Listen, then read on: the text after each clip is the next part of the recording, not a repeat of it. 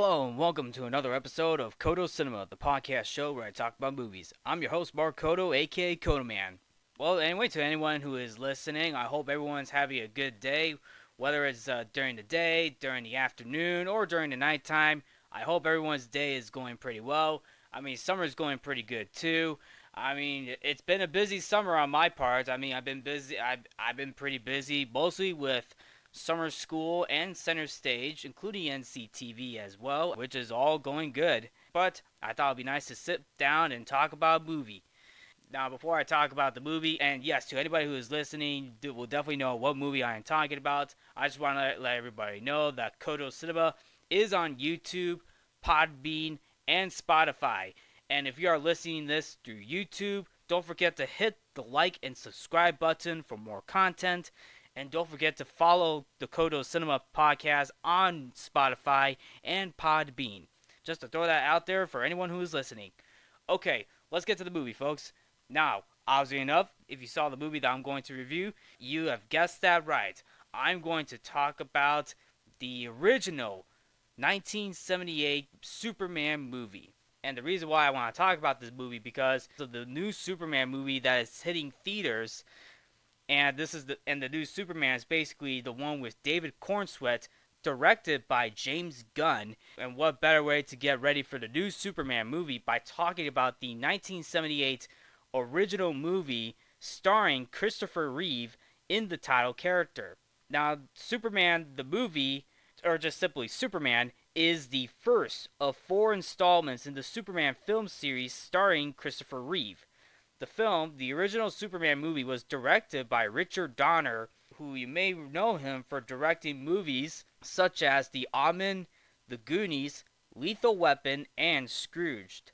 And the film is written by Mario Puzo, yes, the Mario Puzo, the same Mario Puzo who did the Godfather movies, and of course the books as well, with David Newman and Leslie Newman and Robert Benton serving as screenplay writers, while Mario Puzo serves as the head story writer.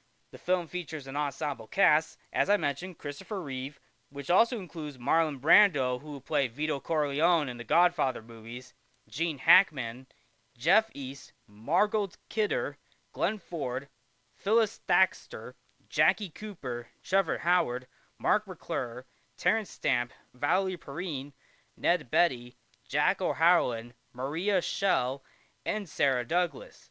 It depicts the origin of Superman, including his infancy as Kal-El of Krypton, son of Jor-El, and his youthful years in the rural town of Smallville. Disguised as a reporter, Clark Kent adopts a mild-mannered disposition in Metropolis and develops a romance with Lois Lane while battling the villainous Lex Luthor. Now that sounds like a very good plot, and in fact, this is like one of the few superhero movies that is like considered to be one of the greatest superhero movies of all time, up until The Dark Knight from Christopher Nolan.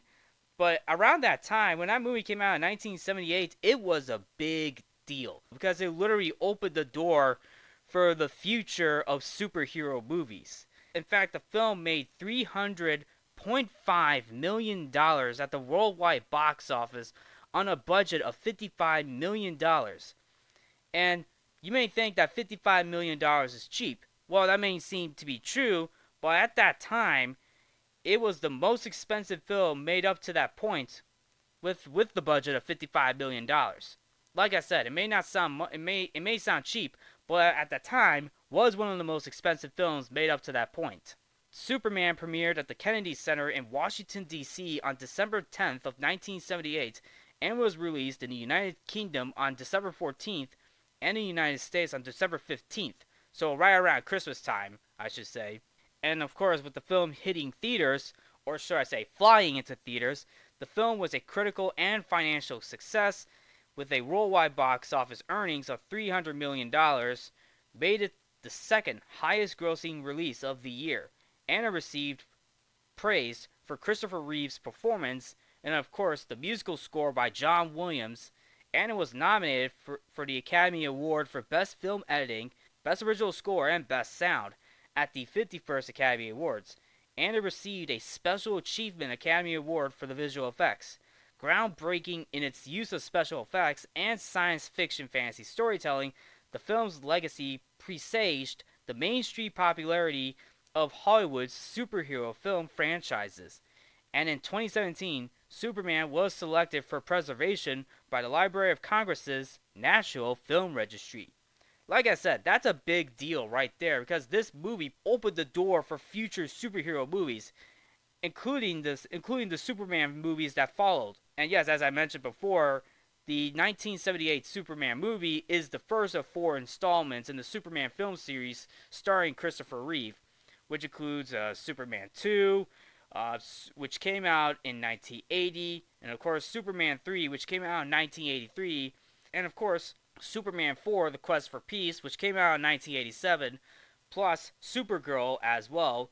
And of course, it also paved the way for other Superman TV shows as well, including Smallville, which came out in the 2000s. And yes, even before the Christopher Reeve Superman movies, there was also a Superman show that featured George Reeves. So yes, this movie is a big deal and opened the door for the future of the superhero franchise.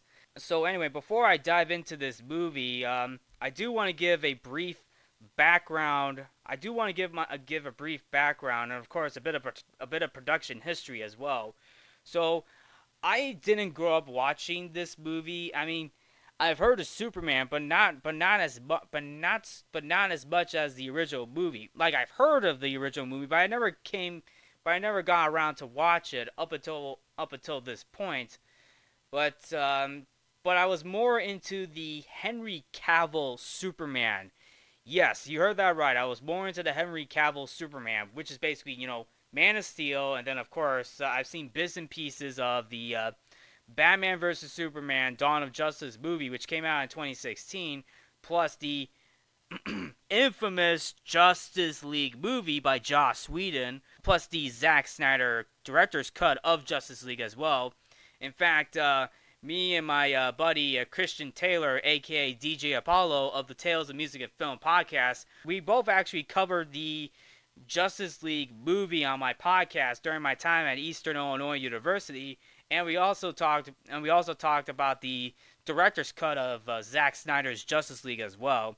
But I've also been going solo on more of the Justice League movie as well. But yeah, I was more into the Henry Cavill Superman more than the Christopher Reeve. But I will say this, Christopher Reeve's Superman holds up to this day. I mean, actors like Henry Cavill, and then of course you also had the Brandon Routh Superman, which that movie came out in 2006, which was Superman Returns. That time around was directed by Bryan Singer. I mean, that movie also had a bit of a mixed bag. But of course, he did shine lights in the what was it? The Infinite Crisis show. I think that's what it was called. But like I said, like Christopher Reeve is basically the top Superman. Sure, George Reeves had his run as well, but Christopher Reeve, man, he really set the bar for that. But of course, now this year we are getting, as I mentioned, a new Superman movie with James Gunn directing, and of course, and yes, David Cornsweet playing the title character. So yeah, and I hope that movie is good too, because Warner Brothers and DC really had a hard time, are really having a hard time on where to go with their DC movies, and I hope that movie's good. I hope it's really good, especially for the future of DC. But we'll see what happens once that new Superman movie comes to theaters. But anyway, that's my background on Superman. Now to get into the production side of things, producer Ila Salkind had the idea of a Superman movie in 1973, and after a difficult process with DC Comics, the Salkinds brought the rights to the character the following year. There were several directors who were originally going to direct this movie, including Guy Hamilton, Francis Ford Coppola, who directed the Godfather movies, and of course Steven Spielberg, who at the time was working on the Jaws movie. But of course you also got Richard Lester, who will later go on to direct Superman 2, and then of course William Friedkin, who previously directed the Exorcist movie that came out in 1973. But it wasn't until Richard Donner was brought on board to direct the movie. Tom Mankiewicz was drafted in to rewrite the script and was given a creative consultant credit. However, during the production of this movie, which began in March of 1977, it was decided that both Superman and its sequel, Superman 2, will be filmed simultaneously, with both principal photography beginning in March of 1977 and ending in October of 1978. Tensions between Richard Donner and the producers, and a decision was made to stop filming the sequel, to which 75% of the second movie have already been completed and finished the first movie. So apparently, yes, there was a lot going on around this movie because Richard Donner, who directed the first movie, was booted off the sequel. I guess you could say it was basically a hard production. Like, filming both films simultaneously, that is really tough. And it really sucks too because Richard Donner did a fantastic job with the first movie, and it's a shame that he was booted off the sequel. But in the very end, it is what it is. But I feel like the whole production history of Superman 2, that's another story, that's another episode to talk about. But I'm just giving you a brief background on that. But yeah, it is really sad that Richard Donner was booted off the sequel. But anyway, that's enough about that. And of course, knowing that the film's visual effects, the 1978 Superman movie achieved its groundbreaking visual effects, notably the flying sequences, through a combination of practical, physical, and optical techniques, as digital effects weren't yet available, which with key methods including front projection, Zoptic, Zoran's flying rig, blue screen composition, and the use of miniature and models. These techniques, often involving the inventive solutions and custom-built equipment, created the illusion that a man could fly. And that last part is true because that is basically the film's tagline. You'll believe a man can fly. And that was on the poster of this movie. So that's amazing right there, to have audience believe that a man can fly. And that's what this movie did. So anyway, of course, I mentioned that John Williams did the musical score, and let's be honest, when you think of the original Superman movie, you'll definitely think of the musical score from John Williams. Like, come on. This is arguably the best superhero theme of all time. Like, the Superman theme from John Williams, the best superhero theme. And this beats out all the other superhero themes that you can possibly think of, in my personal opinion. Like, it's John Williams. You know John Williams is going to make a really good musical score. Dun dun dun dun dun dun dun dun dun dun dun dun dun dun dun. Actually, just to give a brief history on my part, I actually played the Superman theme twice. One time was when I was playing in the Eastern Symphony Orchestra at Eastern Illinois University, and another time was when I was playing with the DuPage Symphony Orchestra back in the summer of 2022. In fact, John Williams was not the first composer that Richard Donner had in mind for the Superman theme.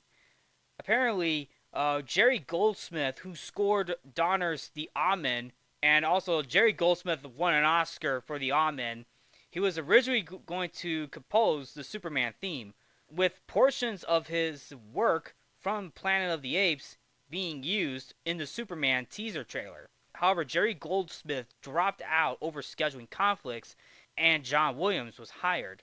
Williams conducted the London Symphony Orchestra to record the soundtrack. The music was one of the last pieces to come into place.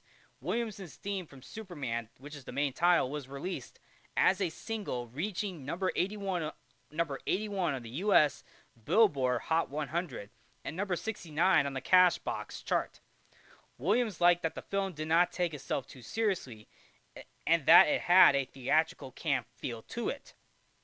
In fact, one thing I didn't know about this movie is that there was supposed to be a song in this movie that was sung by Margot Kidder, which is called Can You Read My Mind? The lyrics to which were written by Leslie Bricusse, but Donner disliked it and changed it to a composition accompanied by a voiceover. Maureen McGovern eventually recorded the single Can You Read My Mind in 1979, although the song did not appear on the film's soundtrack. It became a mid-chart hit on the Billboard Hot 100 that year, number 52, spending 3 weeks at number 5 on the U.S. Adult Contemporary chart, as well as making lesser appearances on the corresponding Canadian charts. It was also a very minor hit on the U.S. Country chart, reaching number 93. Both Williams and McGovern's singles contained theme music from the score. The score earned John Williams an Academy Award nomination, but he lost to Giorgio Moroder's score for Midnight Express. So, anyway, with that being said, that's my production history on this movie. And like I said, the whole Richard Donner situation for the for the Superman 2 movie, that's a whole different episode. That's a whole different episode to talk about. So anyway, how about we talk about this movie, shall we? Well, it's time to fly, folks, as we soar on in to talk about the original Superman movie. So the movie opens up in 1938, a planet in deep outer space known as Krypton, which is the home world of the Kryptonians, a highly evolved, powerful, extraterrestrial race of humanoids resembling humans, and bearing a unique molecular density and structure, a result of the planet's gravitational strength. It is mostly made of crystals, and the radiation of adjacent red sun. Of course, this is a war crime if I do not bring this up, but I had to bring up the opening credits to this movie.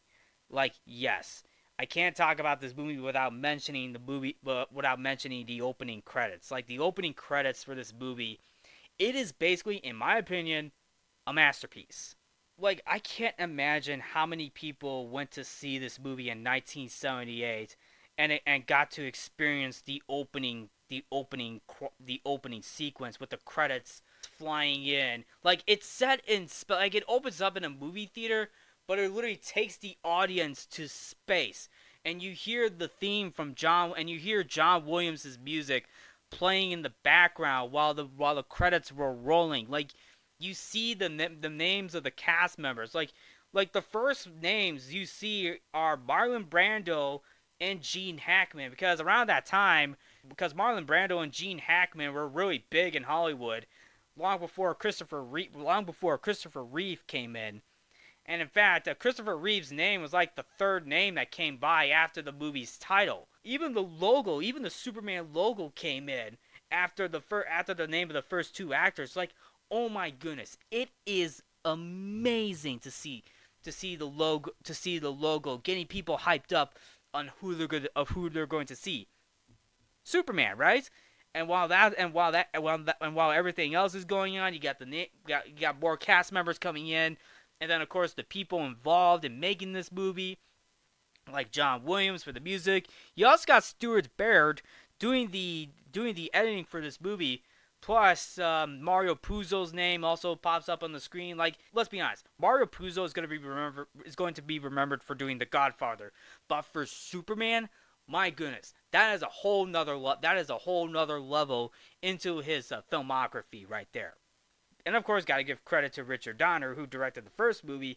I mean, like I said, it's sad that he got booted off the sequel, but thankfully he did get a director's cut for that. So anyway, once the credits were done, and of course the music, and of course the end of John Williams' Superman theme, man, I still love that music. We get to see Krypton, as I mentioned, we get to see the planet Krypton, and of course the planet is ruled by a council of elders of Krypton, each representing a particular clan and bearing a crest of that particular house. The planet's greatest leading scientist, Jor-El, being played by Marlon Brando, bears an S-shaped crest symbol, the House of El. And of course, Jor-El is supervising the trial of 3 criminals caught attempting to overthrow the planet's government. Using evidence provided by Jor-El, the ruling council sentences 3 attempted insurrectionists: General Zod, the planet's former defense chief; Ursa, a woman determined to exterminate men other than the man she loves, which is basically Zod; and of course, Non, a hulking killer unable to speak to eternal living death in the Phantom Zone. And of course, General Zod is being played by Terrence Stamp, while Ursa is being played by Sarah Douglas, And of course, Non is being played by Jack O'Halloran. And this is basically Jor-El sentencing the three to the Phantom Zone. And even before that happened, General Zod was tempting Jor-El to, join the trio, right? Because of how the political, I guess you could say it's basically like how the Krypton planet is being run, right? Both parties had different views on how Krypton should be run, right? And of course, being saved because keep in mind, the planet Krypton gets destroyed in this movie, and of course the comics as well. So General Zod tries to tempt Jor-El into joining, right? But it seems as though Jor-El doesn't want to because I guess you could say the way how Zod viewed how he can run Krypton is more I want to say violent and genocidal, I guess you can say, but I guess that's how he saw it like that. At least maybe in the comics, I believe, but or at least in a dictatorship, I believe, but I guess that's how he sees it. I mean, in my opinion. But unfortunately, Jor-El doesn't kneel before Zod. So Jor-El leaves, and General Zod is like, "You will bow down before me, and then one day, your heirs." Okay, to anybody who saw the first Superman to anybody who saw this movie for the first time, when General Zod said your heirs, some people said that Zod said your ass. Now, keep in mind, this movie came out in 1978, so the quality of the audio is a little different. So, like, the quality of the audio wasn't as, in my opinion, as clear. But yes, it did sound like Zod was saying your ass.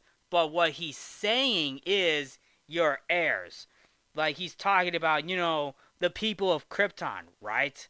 But to be honest, though, I guess you can make up the decision for yourself. But like I said, different. It was a different time back then, so the audio quality was a little different. And sometimes, maybe for some moments where the audio can be a bit hard to, understand, if you know what I'm saying, right? Because quality of the audio is a lot different. So anyway, once his whole speech is done, the vast dome of the planet's capital city opens to the night, and a small extra-dimensional prison, which is basically, a piece of glass, which is basically a floating mirror, which resembles the Phantom Zone, tumbles out of the sky and pulls the three criminals out of the trial room and into an eternity in dimensional limbo through space.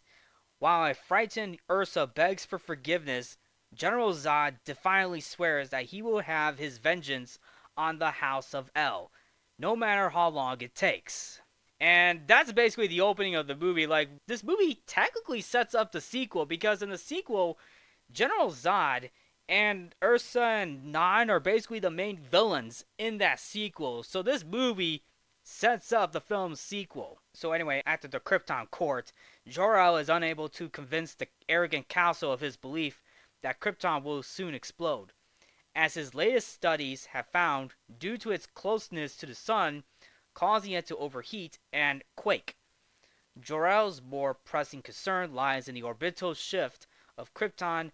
This shift is putting the planet into the fatal gravitational pull of its central star, a fact blithely ignored by the Council of Elders. The leader of the council forbids Jor-El from warning the larger populace, or he will be imprisoned in the Phantom Zone himself. Jor-El promises to be silent and that he and his wife, Lara El, will not attempt to leave the planet.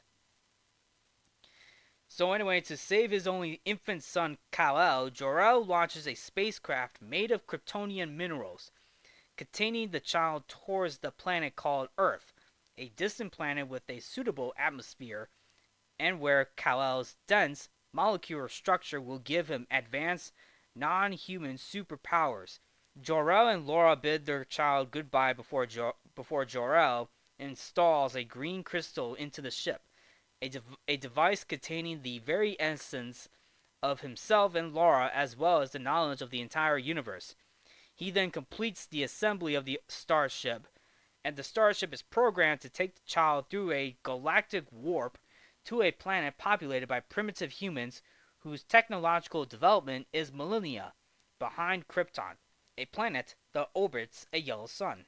Shortly after the launch, Krypton's sun explodes in a supernova, destroying the planet just as Jor-El predicted. And if you, it's also interesting too, like the planet is coming apart, especially on the inside when all the Kryptonians were trying to like run for safety. Jor-El, including Jor-El and his wife, there is a red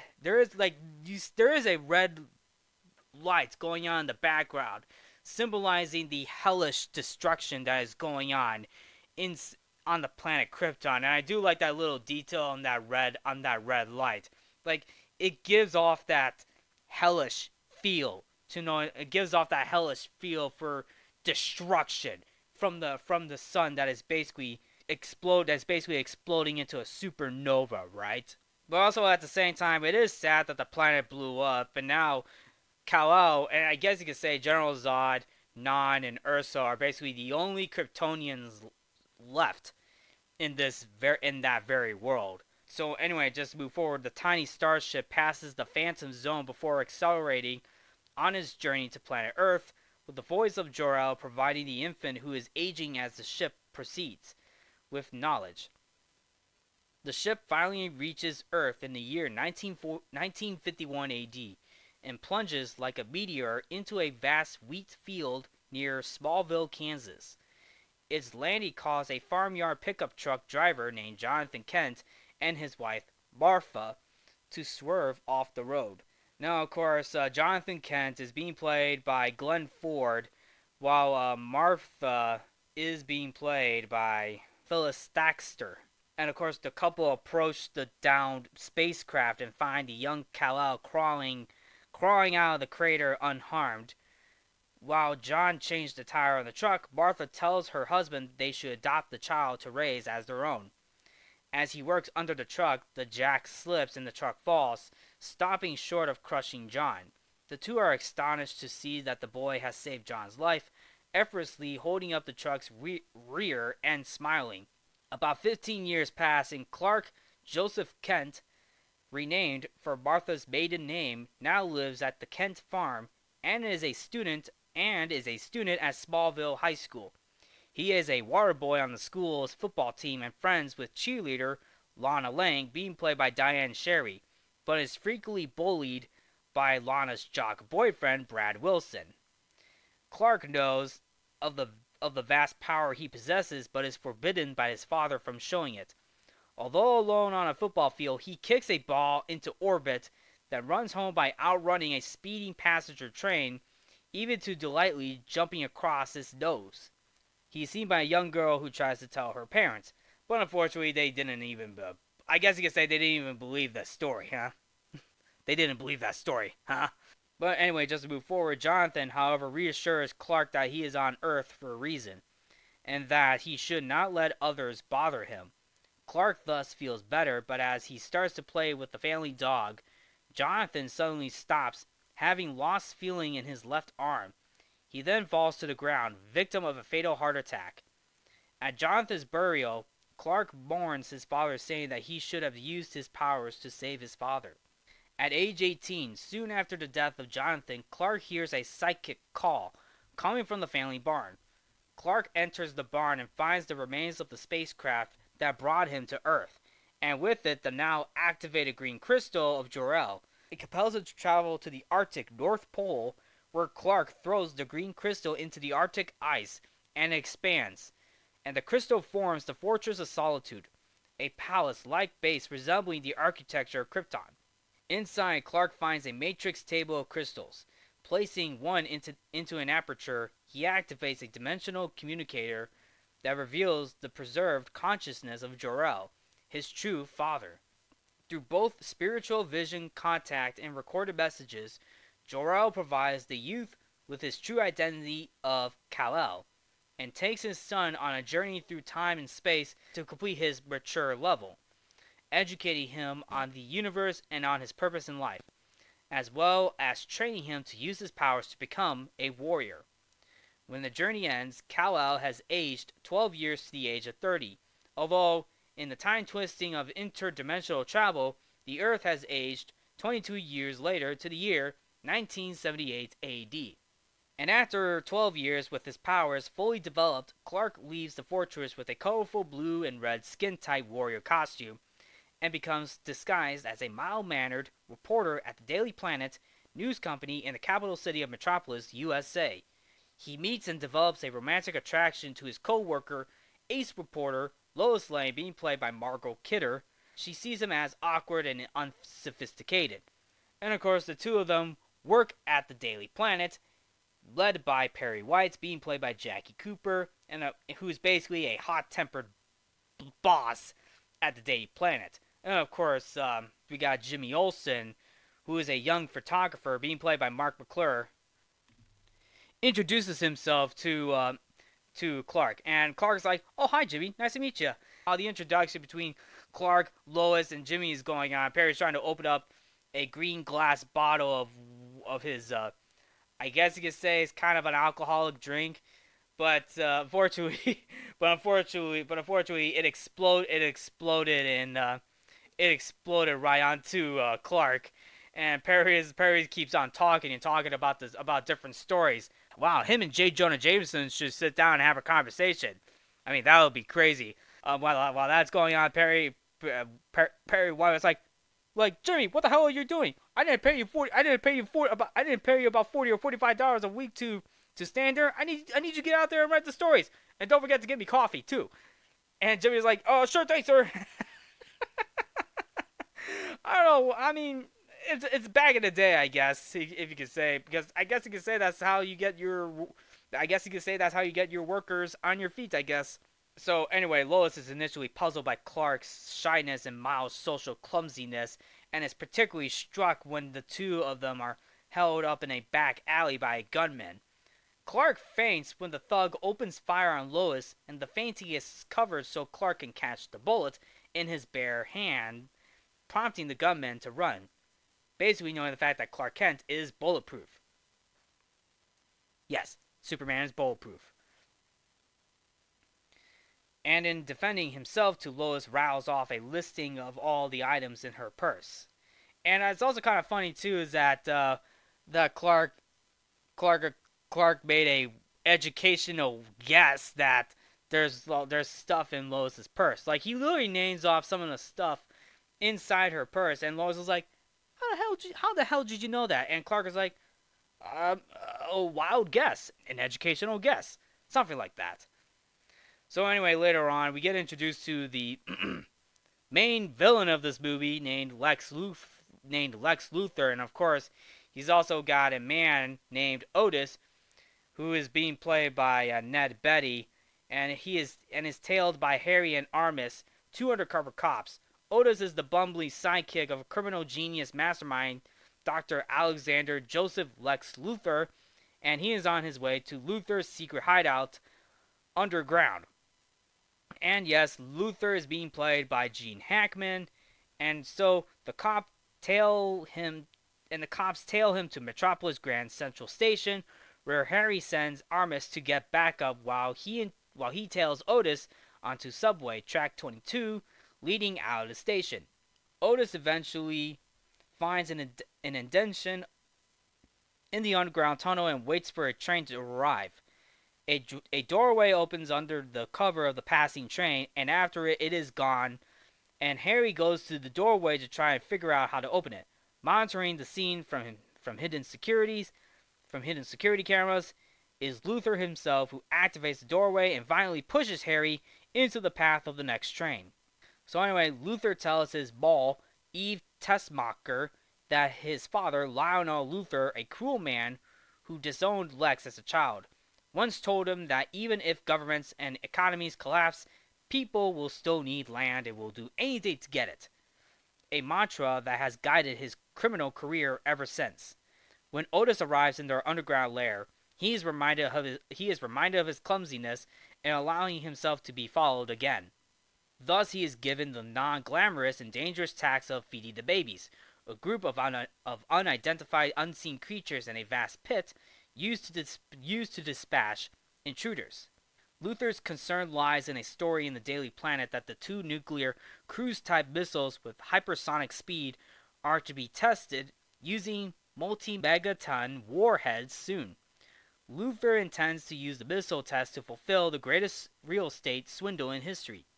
So anyway, Lois Lane is scheduled to fly via Planet helicopter to Metropolis International Airport to greet Air Force One, but on the planet's helipad, she boards the chopper, and when the chopper begins takeoff, a light cable breaks free of its bracket, and in the updraft caused by the chopper snags is landing skids, brakes, and plunges the chopper out of control through the helipad's control shed and crashing onto the ledge.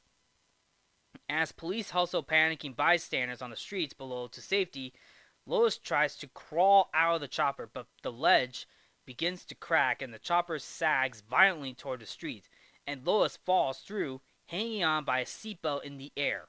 Clark Kent emerges from the planet and notices a yellow rain hat on the sidewalk, recognizing it as one Lois was wearing.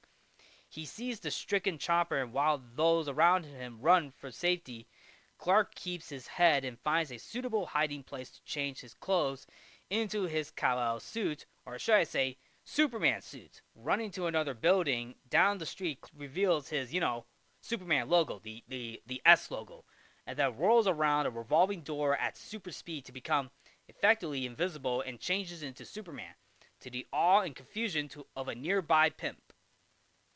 So anyway, Superman takes off just as Lois loses her grip on the seatbelt and plunges towards the street below. Superman safely catches her and carries her upward.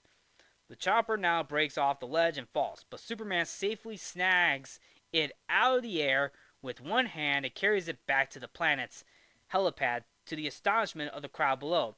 I also find it funny too once Lois gets caught by Superman, Lois is like, "Wait, if you got me, who's got you?" Like, she literally says that, and I thought that was a very funny quote too. It's like, "Oh my goodness, you're flying?" Hey, that's what the tagline said in the movie poster. So anyway, when the awestruck Lois asks who the stranger is, he merely replies, "A friend," and flies off. She faints from pure exhaustion and disbelief. So the rescue of Air Force One and other good deeds make the mysterious Cape Wonder a celebrity as he begins moonlighting as a vigilante. Perry White, for his part, makes discovering the red and blue stranger the number one priority of the planet, and sends his entire staff scurrying to find any scrap of information about this flying whatchamacallit. And I like that. It's like Perry White's like, "Alright folks, I need you to find this flying whatchamacallit. Superman, wherever this name is. Now go, go, go!" Lois, however, scoops everyone when she gets an anonymous note requesting a dinner date at her penthouse from a friend. Yeah, you know who I'm talking. Yeah, you know who. Yeah, oh yeah, you know who I'm talking about, right? Superman visits Lois at home. Obviously enough, like I said, she got the note for her friend, to which the friend is Superman. So anyway, Superman takes her for a flight over the city and allows her to interview him for an article in which she nicknames him Superman. Lois quietly dubs him a true Superman, and uses the term to identify the stranger in her subsequent front page story. Luther reads it and sees his arrival as a natural challenge, considering that Superman would surely have the inclination and the power to interfere with his scheme. Lex remembers a scientific theory. Superman's home world would be a molecular construction that would be affected by the unique radiation of a yellow sun, and that meteors from Krypton, upon landing on Earth, would be affected to the point of emitting a radiation that would affect only Kryptonians. And of course, if you guess it, kryptonite. Such a meteorite was found in Addis Ababa in Ethiopia.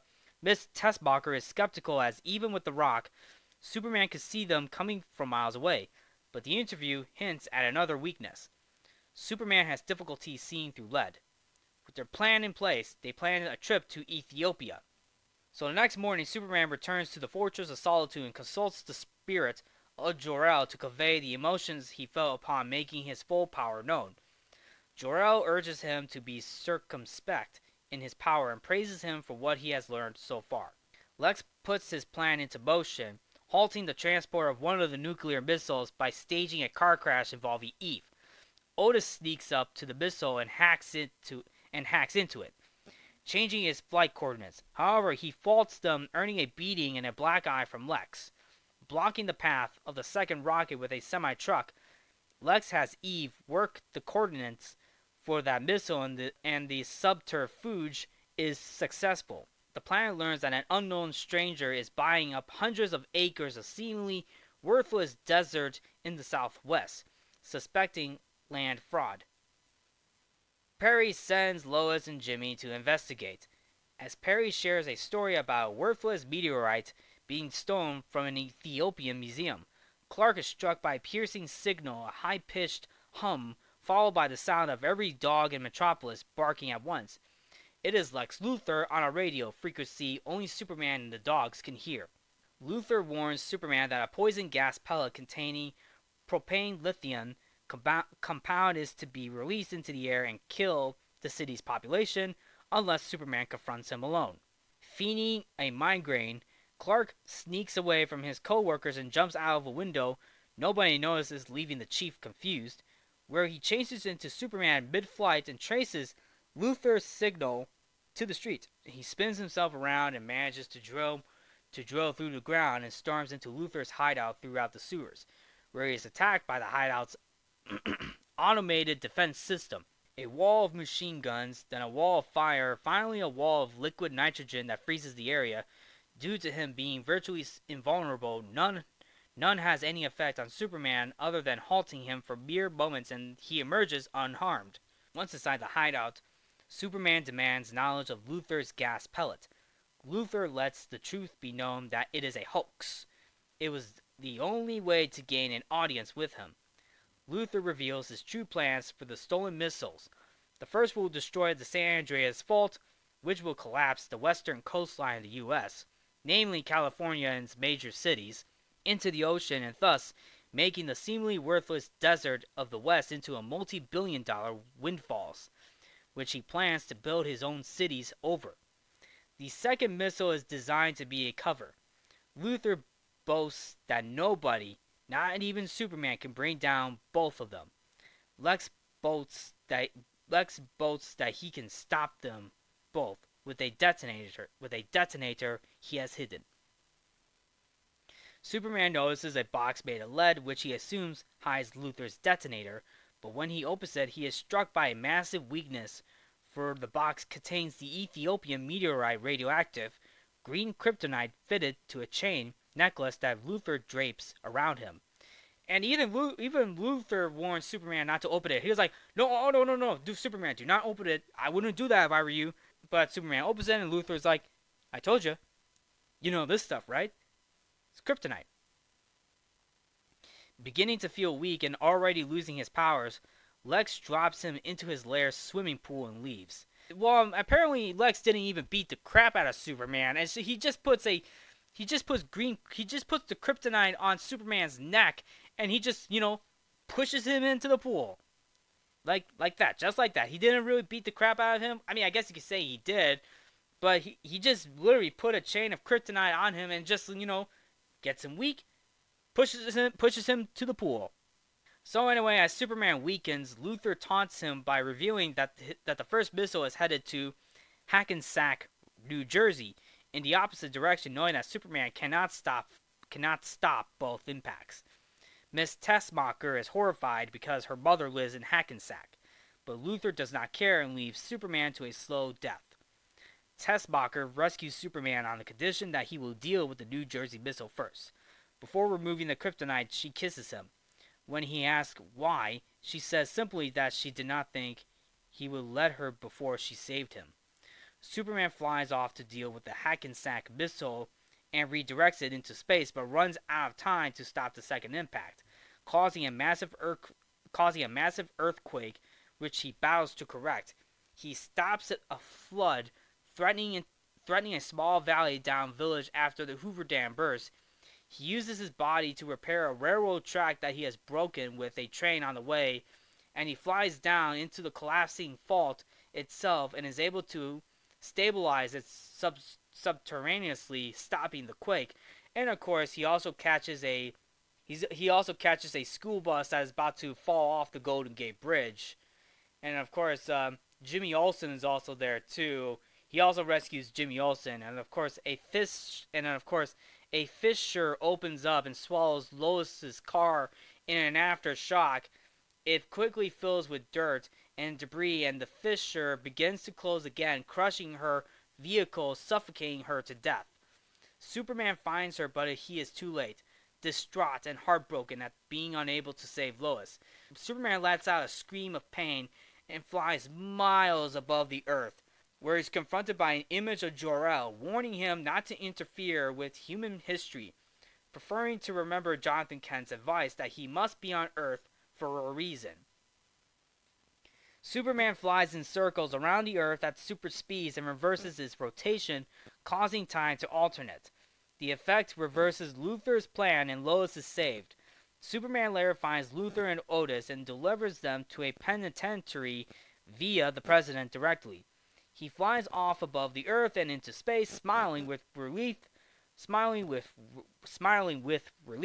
but triumph, as he knows his adventure has only begun. And that is basically it. That is basically the breakdown of the Superman movie. I'll be honest, that was a lot to talk about in this breakdown, but for what it's worth, it was worth it.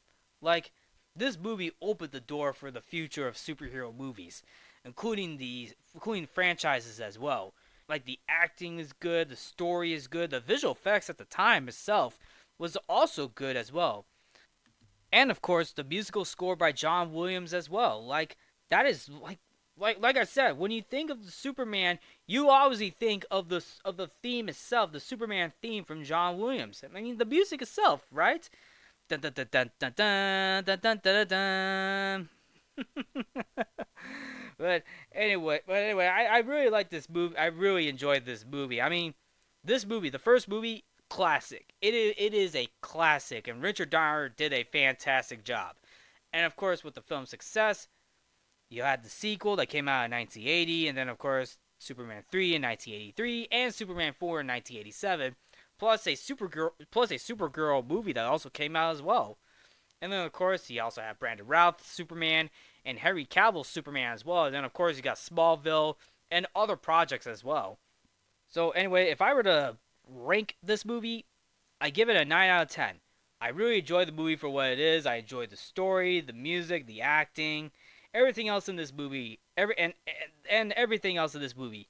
However, I do have to fault this movie for one particular scene, and yes, I am referring to when Superman has to go back in time to reverse the Earth. So let's talk about that. Shall we? So anyway, yes, at the end of Superman goes back in time, so at the end of Superman goes back in time to reverse the course of Lois's death from a fatal earthquake that she got involved in. And I'll say this though, I feel like, it felt really cheesy, and the fact that Superman went back in time to do that, like, it leaves you wondering, how does this affect what came before, right? And how does it affect now, right? And how does that affect now? I mean, I guess you could say you can understand why he did that, because he failed to save Lois Lane, the girl that he really began to, bond to, the girl that Superman was able to, bond together, right?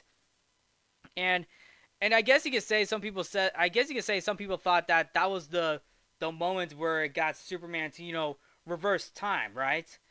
But of course, going back in time, it can cause, consequences, right? So of course he flies around the Earth at super speed, reversing the planet's rotation and negating the events that led to her death, including the dam break and the earthquake. He then returns to a point where he can save her, ensuring she survives, and then captures Lex Luthor and his accomplice. So yeah, and yes, he did this through grief and rage, and then of course, and then of course, some people pointed out that the whole time reversal as a way to create two different versions of Superman, one who experiences the events leading to Lois's death, and another who saves her. With the first Superman disappearing once the second Superman reaches the point where he would have discovered Lois's death. And that's something that threw a lot of people off. And while the rest of the movie is still good, it does leave you wondering, why did what happens after this whole reversal? Yes, we know he reversed the time and Lois is back to life, but what about the rest of it? What's gonna happen to that? Hmm? What about the other missile? What happens to the other What happens to the other missile? Although I guess you could say that although I guess you could say that missile did have something to do in the second movie, probably. But yeah, that whole scene of Superman flying in reverse. But yeah, the whole scene of Superman reversing time. Yeah, that really threw a lot of people off. But anyway, this movie, it didn't hurt the movie as much, but this movie alone, it was still good. Now, to conclude this episode, I want to talk about the trivia for this movie, shall we?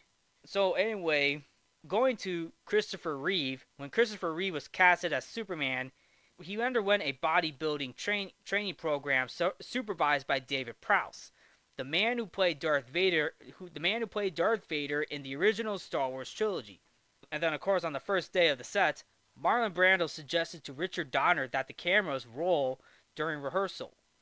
Brando reportedly said, "Who knows? We might get lucky." According to Donner, that very first take was the one that was used in the finished film. Brando was notoriously lazy and was constantly pulling little stunts like this to lessen his workload.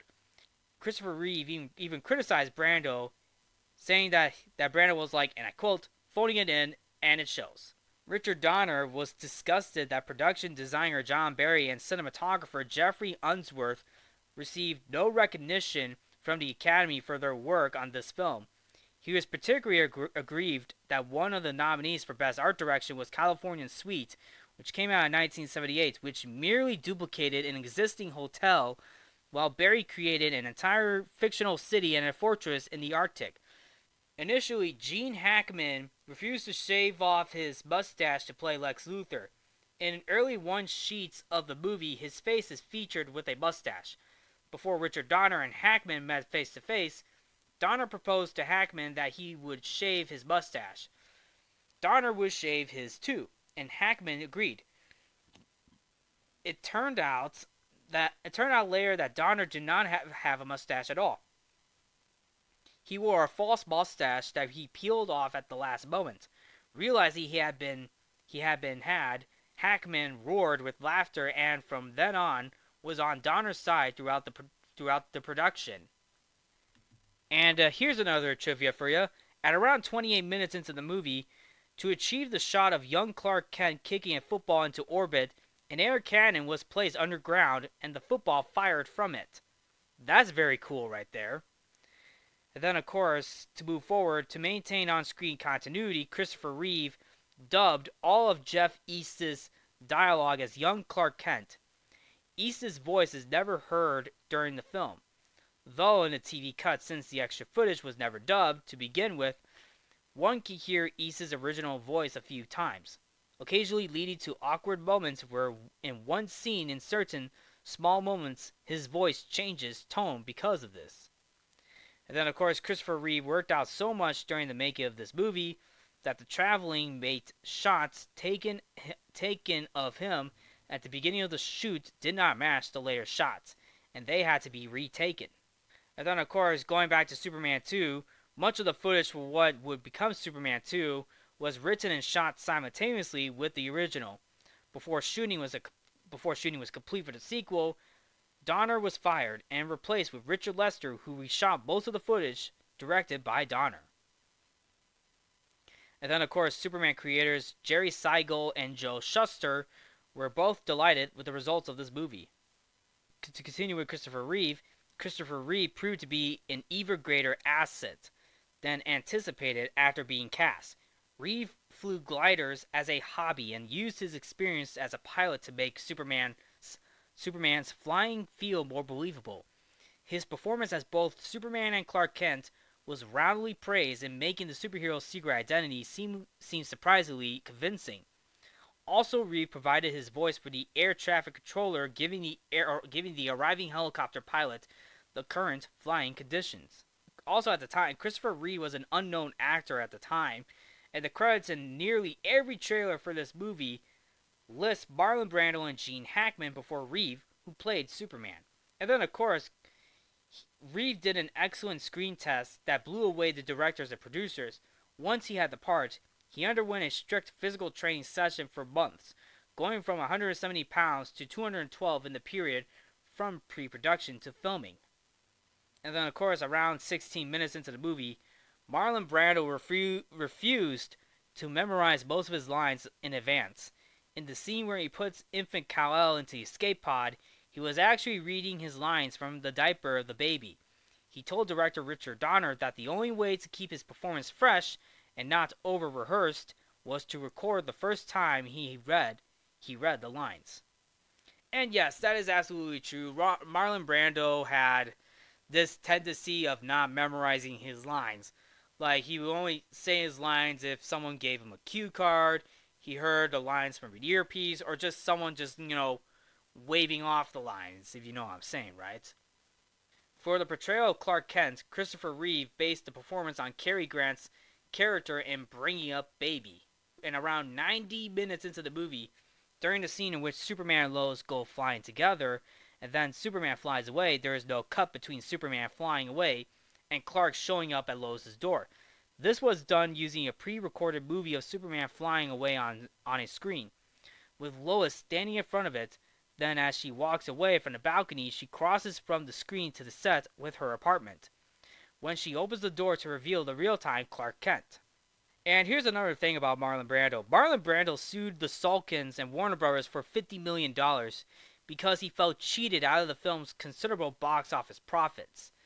And this is the main reason why footage of Brando does not appear in Superman 2. And then, of course, the end titles sequence is more than 7 minutes long, a record at the time of the film's release in 1978. And then, of course, the Kansas scenes, or should I say Smallville, were shot near Calgary, Alberta, because their growing season was ahead and the wheat fields were at the right height.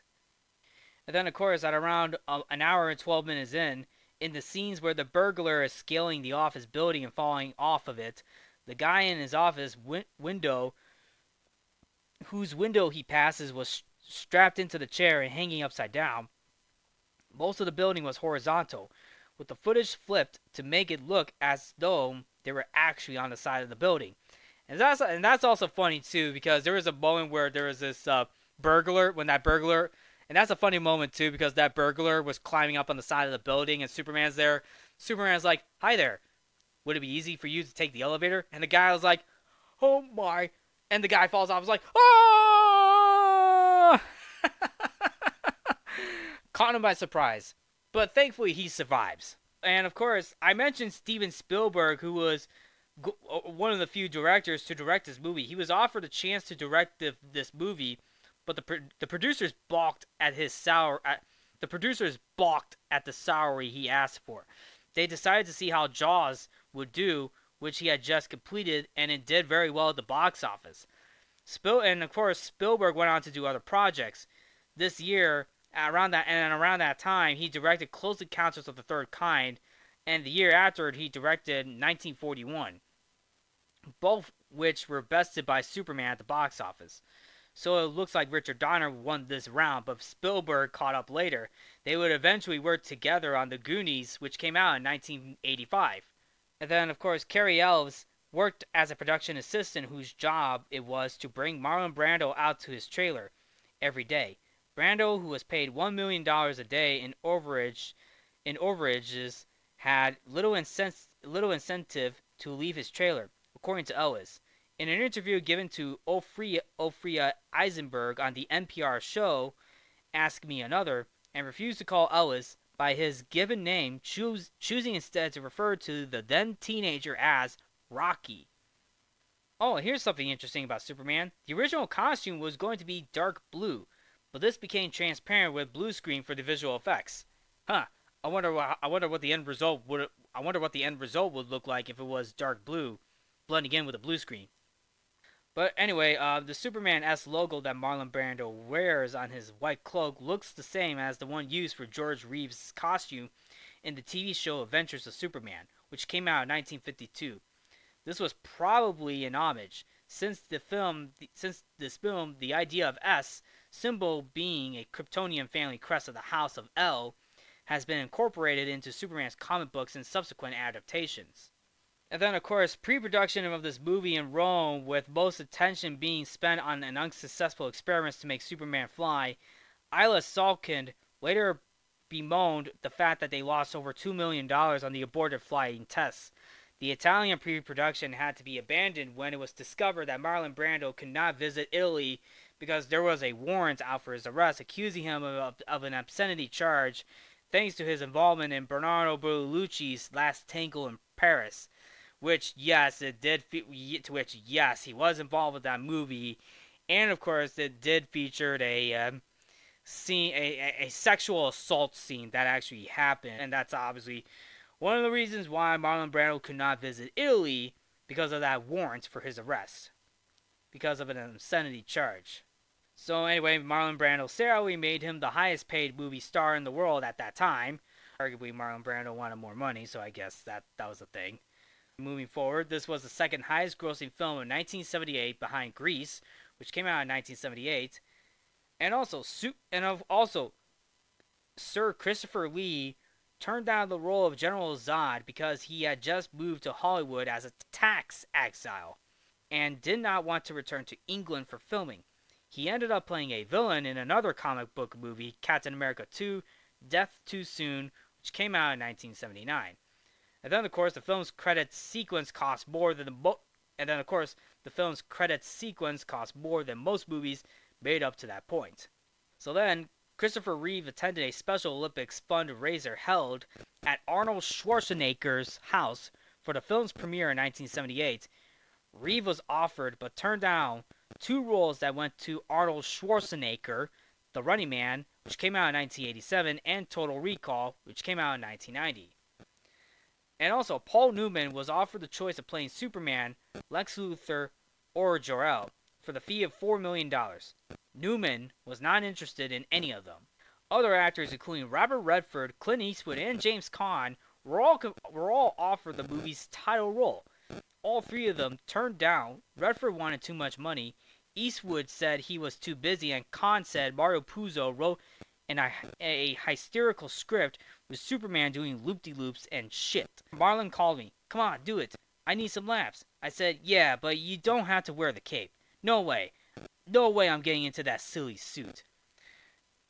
James Caan really let that out, huh? Well, I guess James Caan wasn't even that interested at all. After finding out that Superman had to do loop-de-loops and shit. I mean, come on, Jimmy. Don't do Superman and Mario Puzo like that. I mean, come on. You did Godfather with Mario Puzo a few years before this movie. But whatever. Let's move forward. So anyway, here's another interesting thing about this movie. The filmmakers made it a priority to shoot all of Marlon Brando and Gene Hackman's scenes first, as they were the most in-demand actors and were committed to other projects right after. So to be fair, they want to get this out of the way, I guess. And then, of course, this also explains why Marlon Brando had it in his contract to complete all of his scenes in 12 days. So I guess the filmmakers had 12 days to complete all Marlon Brando's scenes. So anyway, going to the glowing effect of the clothing on Krypton, the wardrobe department spent weeks sewing tiny glass balls onto each other's apparel. If the material was accidentally touched, the oils on the actor's hands would interfere with the lightning effect, leaving a dull patch on the costume. And of course, Superman himself does not appear on screen until 48 minutes into the movie. However, his voice is heard in the Smallville scenes as he dubbed Jeff East. Gene Hackman, who plays principal villain Lex Luthor, is not fully seen just over an hour into the movie. And then, of course, another interesting thing about this movie, Wonder Woman actress Linda Carter, to which she also had her own show in the 70s, said in an interview recently when they were two up and coming actors in Hollywood, she was dealing with Hollywood's sexism. Fellow superhero Christopher Reeve was always very nice to her. Christopher Reeve was always amazing. He was amazing before he was amazing. So I guess everything was amazing before stuff were amazing, I guess. And one last thing to mention, Richard Donner, at around 82 minutes into the movie, he played a skeptical man who talks to Clark Kent in front of the televisions right after the first appearance of Superman. And that's basically it. That is all for the trivia right there, folks. And if I'm missing out on anything from the trivia for this movie, please comment below. But anyway, that is a wrap for the trivia, and that is basically a wrap for this episode. So there you have it, folks. That is my take on the 1978 Superman movie. So anyway, to anybody who's listening, what did you guys think of the 1978 Superman movie? Did you guys like this movie? Did you not like this movie? Did you think this movie was okay? Did you think this movie holds up to this day? I would love to hear your thoughts. And like I said, we do, and like I said, the Superman movie that is directed by James Gunn is going to be in theaters. And like I said, I hope that movie is good, and I hope it kicks off a new extended universe for James Gunn and of course DC as well. But anyway, that will be a wrap for this episode. Thank you all for tuning in to Codo Cinema. I'm your host, Bar Codo, aka Codoman. Remember to watch movies and stay positive.